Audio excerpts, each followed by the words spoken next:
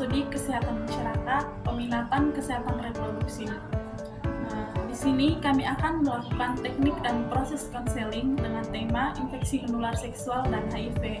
Sebelumnya, perkenalkan nama saya Valeria Fitriani Gami. Saya Armalina Sandra Bantuan. Selamat menyaksikan. Halo, selamat datang Fitri. Terima kasih karena kamu sudah datang ke sini. Gimana kabar kamu akhir-akhir ini? Kabar saya agak campur aduk sih. Kadang capek, kadang bingung juga. Tapi hal yang paling luar biasanya itu karena kamu sudah datang ke sini dan berbagi cerita. Di sini kamu bisa cerita apa saja Fitri. Sebenarnya saya ingin cerita. Saya bingung dengan saya dengan pasangan saya. Soalnya pasangan saya sekarang ini rasanya mulai kayak paksa saya untuk pokoknya melakukan hal-hal yang di luar nalar dulu. Terus saya merasa kurang nyaman dengan hubungan ini, tapi saya juga tidak ingin mengakhiri hubungan ini karena saya sama-sama sayang dengan dia. Tapi saya juga bingung Bu, apakah saya harus mau untuk memenuhi keinginan dia. Soalnya kalau saya tidak turuti keinginan tuh kayak dia marah, dia tidak omong dengan saya begitu. Jadi saya bingung, saya tidak tahu harus bagaimana lagi. Jadi kamu tidak nyaman dengan hubungan kamu. Kira-kira kenapa sih ya?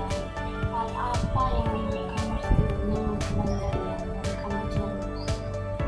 Ya, dia sering memaksa saya untuk turutin dia punya kemauan, kayak paksa saya untuk berhubungan kayak berhubungan seksual gitu.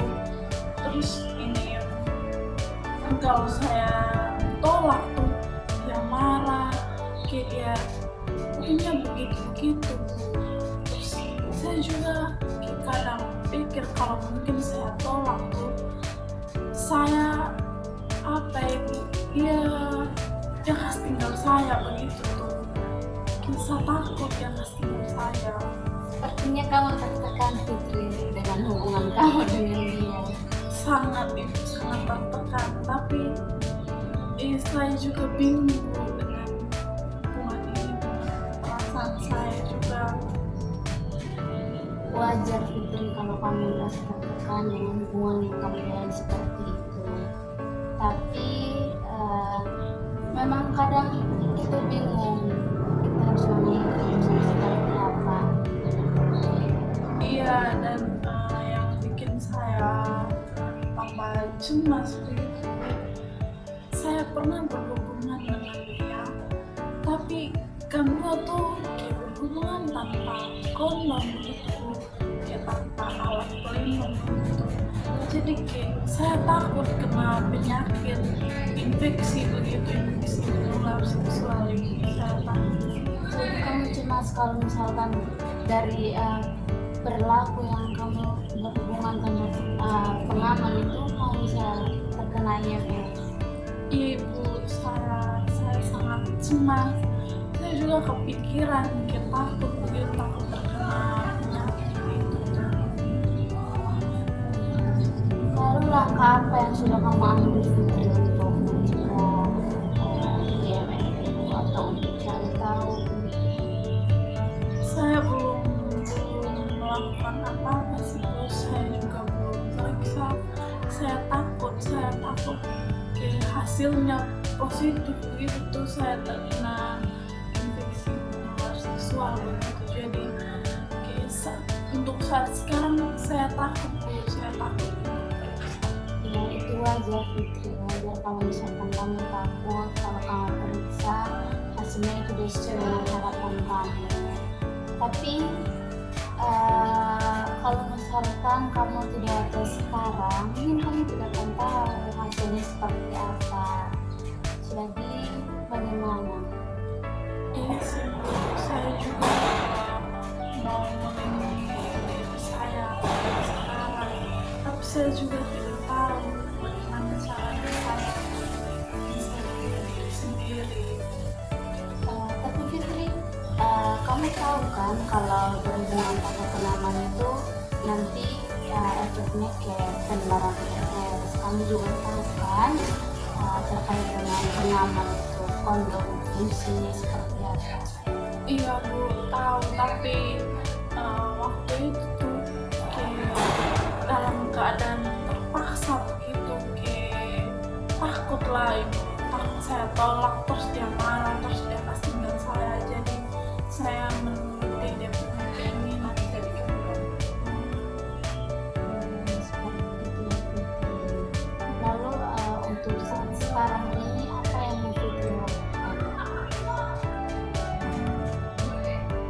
Bingung Bu, kayak saya mau periksa tapi saya takut saya terkena infeksi menular seksual, tapi kalau tidak periksa juga kayak saya tidak mau untuk menebak-nebak diri saya sendiri itu seperti apa dan bagaimana, apakah penyakit atau tidak.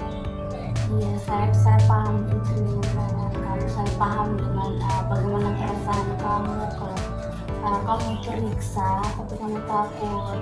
Tapi sekarang saya memberikan dua pilihan untuk kamu Fitri. Kalau kamu tes sekarang, kamu bisa tahu hasilnya seperti apa dan kamu juga bisa memilih atau bisa direkomendasikan langkah apa yang harus kamu lakukan, pengobatan apa kalau misalkan hasilnya itu positif IMS seperti itu.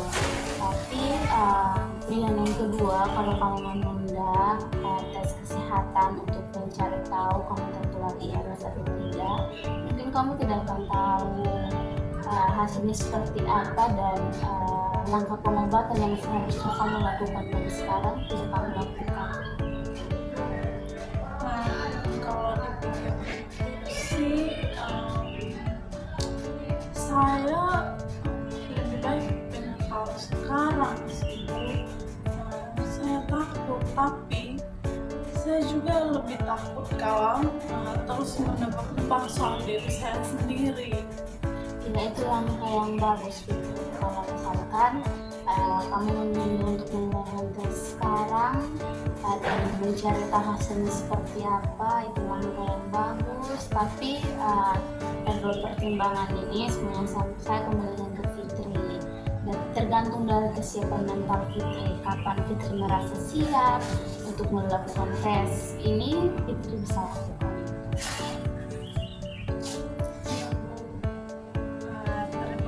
Banyak Bu. Untuk sekarang saya merasa lebih tenang. Baik Fitri, mungkin ada lagi yang mau kamu ceritakan? Untuk sejauh ini kayaknya itu saja sih Bu, itu saja yang bisa saya ceritakan saat ini. Oke, baik Fitri. Untuk pertimbangan yang tadi sudah saya sampaikan, mungkin kamu pikirkan lebih lanjut lagi mau kamu lakukan tes sekarang atau mau menunda tesnya. Semua saya kembalikan kepada Fitri. Terima kasih Fitri karena kamu semua datang ke sini dan berbagi cerita. Kedepannya mungkin kalau kamu merasa ada yang mau kamu ceritakan lagi, kamu bisa datang ke sini. Di sini kamu bisa bercerita saya bebas. Baik Bu, terima kasih. Kak Fitri, mari sampai jumpa. Terima kasih. Terima kasih telah menyaksikan video ini. Semoga informasi dan teknik konseling yang kami bahas dalam video ini dapat memberikan dukungan dan juga edukasi. Sampai jumpa di video berikutnya. Tetap semangat dan terus berbagi kebaikan.